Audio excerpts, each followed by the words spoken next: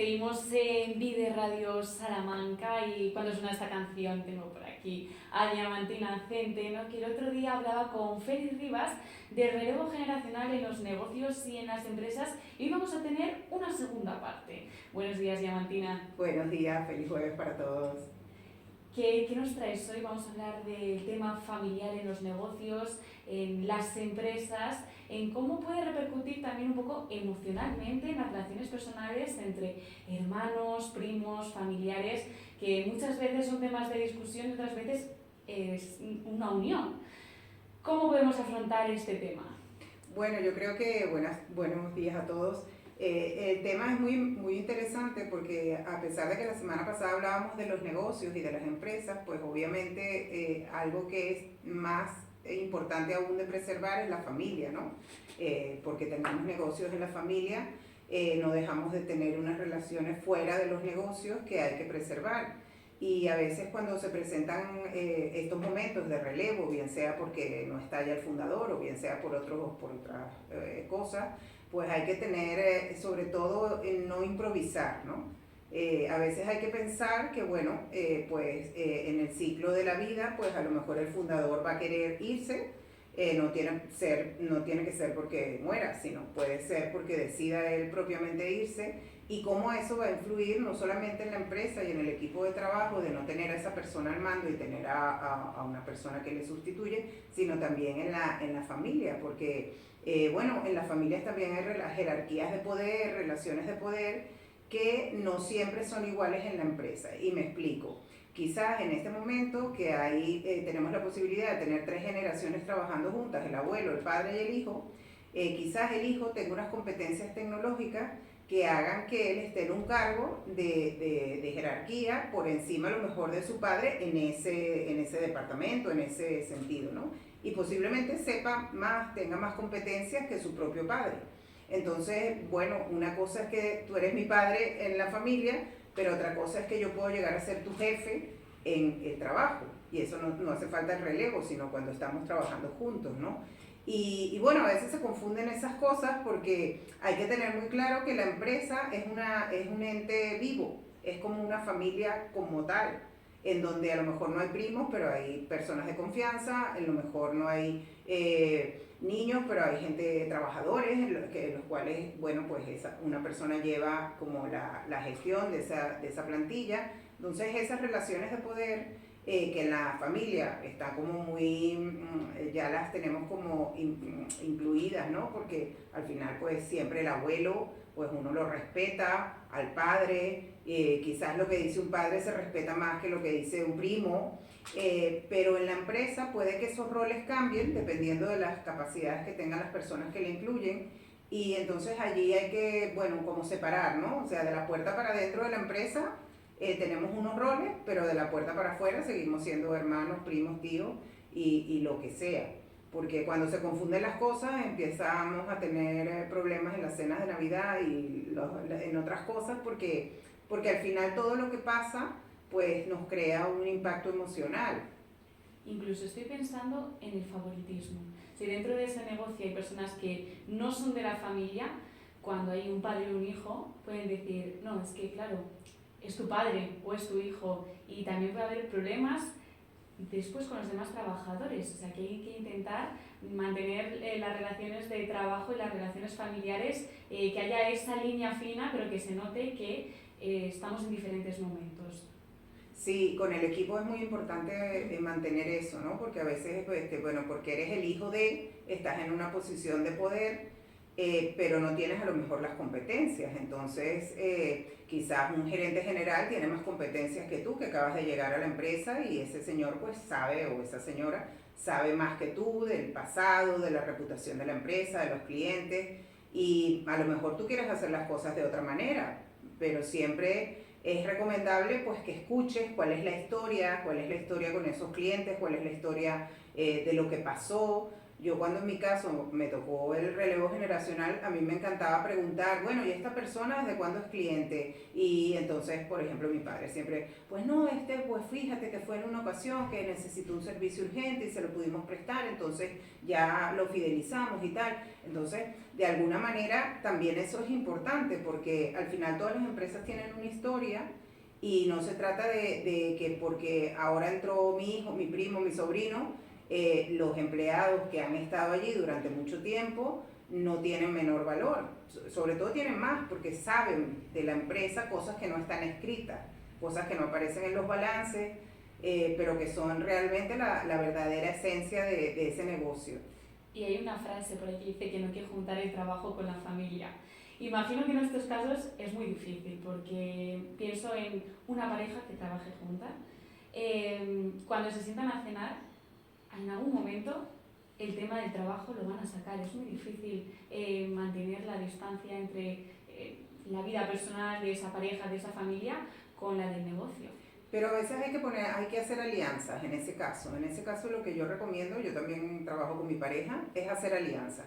Es decir, vale, tenemos un espacio de tiempo, un bloque de tiempo donde vamos a hablar de este trabajo y es una reunión de trabajo y podemos no estar de acuerdo y podemos pues poner cada uno su punto de vista y bueno, y a lo mejor no llegar a cumplir las expectativas del otro, pero también hay que dejar espacios para que, vale, ya se cerró el tema y ahora pues somos una pareja, vamos a disfrutar con nuestros hijos, pero es difícil y es que hay que tener gestión emocional y a veces hay que trabajarla porque a veces no siempre hay que trabajar la gestión emocional porque nuestras decisiones dependen del tema emocional en un alto porcentaje. Porque yo ahora mismo se me venía a la cabeza discusiones familiares por negocios, pero también puede que haya divorcios por negocios.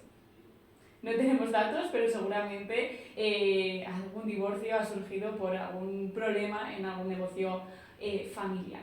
Sí, sobre todo cuando también hay diferentes patrones de las personas en el tema del dinero, ¿no? De diferentes patrones financieros. Hay personas que tienen un patrón que es muy, de alguna manera, de riesgo, ¿no? Le gusta el riesgo, le llama la atención nuevos negocios. Bueno, tienen como esa forma de ver los negocios como una oportunidad y si hay que arriesgarse, pues se arriesgan y hay otras personas que son súper conservadoras que todo a lo mejor le da miedo, son temerosos. Entonces, claro, a veces si tienes un socio que aparte es familia, pero que tiene un patrón diferente al tuyo, pues hay que también entender cuáles son las ventajas de un patrón y cuáles son los momentos para aplicar ese criterio de esa persona que es como más arriesgada y cuál es el momento de aplicar el criterio del que es más conservador y de repente pues se lo piensa una vez más, ¿no? Lo que sí está claro también es que tenemos que tomar decisiones en los negocios, entonces, bueno, pues los que toman decisiones se pueden equivocar y cuando alguien se equivoca o no salen las cosas como pensaba que iban a salir, pues también hay que ser consciente de que ese que se equivocó tomó el riesgo y no le tienes que caer encima después de que la cosa no salió tan bien, ¿no? Sino todo lo contrario, pues animar y revisar qué fue lo que no salió, si se podía haber evitado, pues tomar medidas para que no vuelva a suceder y si fue una cosa del entorno que no se podía prevenir, pues bueno, estar con más ojos para siempre estar viendo qué pasa. Estamos hablando del relevo generacional, pero también estoy pensando en una familia que decide crear en un momento específico un negocio. Ahí, ¿cómo se plantean las relaciones personales? Porque ya partes de la base de que se llevan muy bien y por eso quieren iniciar algo juntos. Pero claro, eso implica cosas buenas y cosas malas. Es un negocio y tiene sus pros y sus contras. Pues mira, para todo, para el relevo, para emprender, yo siempre recomiendo, y por eso es mi trabajo, buscar una tercera opinión. O sea, realmente, inclusive en el relevo generacional, es muy importante tener que otra persona como examine qué es lo que está pasando y pueda tener la libertad de decir lo que ve sin apego emocional a ninguno, ¿no? Porque yo, por ejemplo, en mi caso, a veces llego a una empresa donde hay favoritismo por alguno de los integrantes y pues dentro del límite de lo que es recomendar y aconsejar, pues yo lo pongo encima de la mesa, obviamente siempre con toda la confidencialidad y en el momento oportuno y en el sitio oportuno, para que la persona tome conciencia de eso que está pasando, porque a lo mejor esa persona no lo ve porque es normal y no es normal. Y todos los demás, pues a lo mejor te lo dicen como tercero, pero esa persona no se atreven a decírselo porque, bueno, es su jefe, ¿cómo le van a hablar a lo mejor mal del hijo o del primo, ¿no? Entonces, bueno, para eso se hacen también encuestas de cómo está el clima laboral y las personas pueden decirte, los que trabajan allí, pues mira, es que aquí se está presentando esta situación porque esta persona tiene este tipo de personalidad, este trato, esta forma de comunicar, y ahí es donde uno puede incidir en corregir para que el agua no llegue, la sangre no llegue al río, como dicen por ahí, ¿no? Y para cuando vas a emprender también, porque a veces somos muy optimistas con nuestras ideas, y cuando llega una persona que no tiene esa implicación emocional con esa idea, que fue tu idea, que es la mejor idea del mundo, y te empieza a decir pues algunos riesgos o algunas cosas que hay que tener en cuenta, aunque seamos un poco aguafiestas, pues se trata de prevenir, ¿no? Que cualquier error en una empresa implica dinero. También estoy pensando en otro tema, que es cuando muchos hijos, en este caso, se ven presionados a tomar el relevo generacional, que ellos quizás no quieren, pero llevan educándoles toda la vida para que se queden con ese negocio. Eso también es un problema. Es una situación, es un desafío que si hay buena comunicación hay que expresar. Y si no la hay que buscar a alguien que interceda o haga ese puente entre esto que se espera que yo haga y lo que yo realmente quiero hacer, porque no todos los hijos quieren ser el relevo en la empresa de sus padres y tienen todo el derecho de no serlo. Y hay casos que al contrario, que muchos sí que quieren, pero que por diferentes circunstancias los padres dicen, no, tú haz otra cosa. Sí, para darles la oportunidad a lo mejor. Fíjate, yo lo que pienso realmente es que tienen que poder elegir y tienen que poder de alguna manera probar.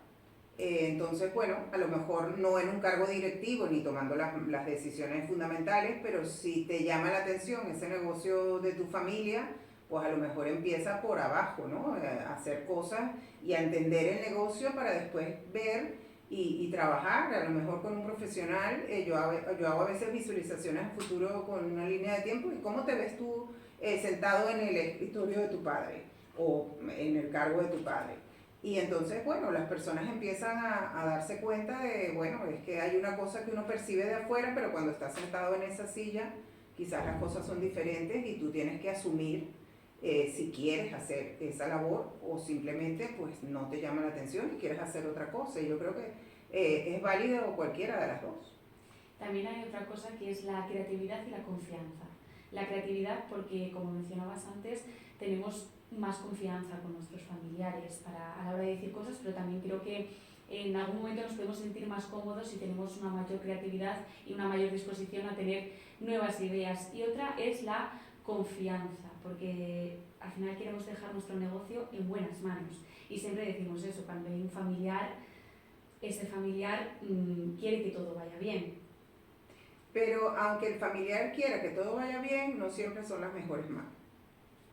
Porque hay veces la empresa no es, yo siempre decía en mi empresa, el cargo no se hace un cargo para una persona, se busca una persona para ese cargo.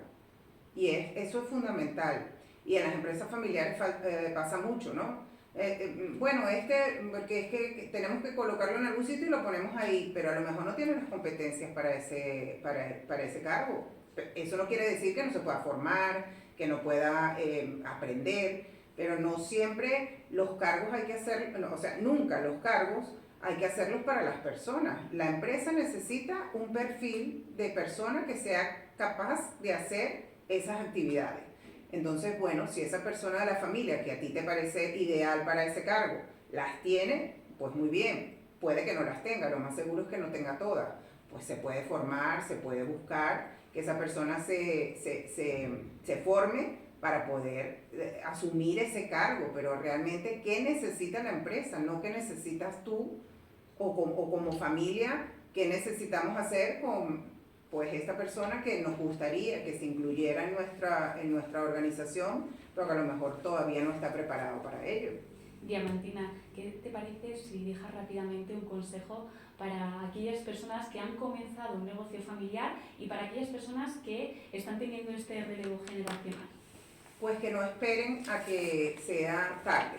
Es decir, que las cosas cuando se hacen con planificación y se empieza a pensar en ese futuro que puede ser muy cercano, pero puede ser también muy lejano, tenemos más tiempo de reacción, más tiempo de pensar, más tiempo de organizar la empresa, más tiempo de pensar si hay que profesionalizarla y buscar a alguien externo que también se haga cargo de la empresa o aporte su valor a la empresa.